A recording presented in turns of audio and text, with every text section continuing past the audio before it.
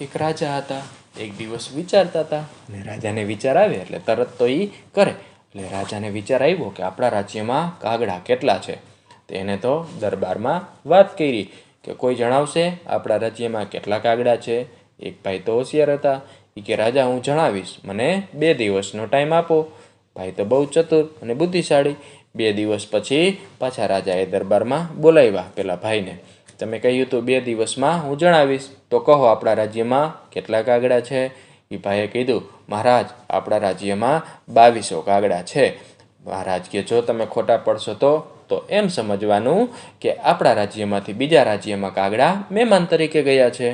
અને જો વધારે હશે તો એમ સમજવાનું કે બીજા રાજ્યમાંથી આપણા રાજ્યમાં મહેમાન તરીકે કાગડા આવેલા છે. આમ કરી અને ભાઈએ પોતાનો બુદ્ધિનો ઉપયોગ કરી અને રાજાને જવાબ આપ્યો અને રાજા પણ એની બુદ્ધિ ઉપર મુક્ત થઈ ગયા.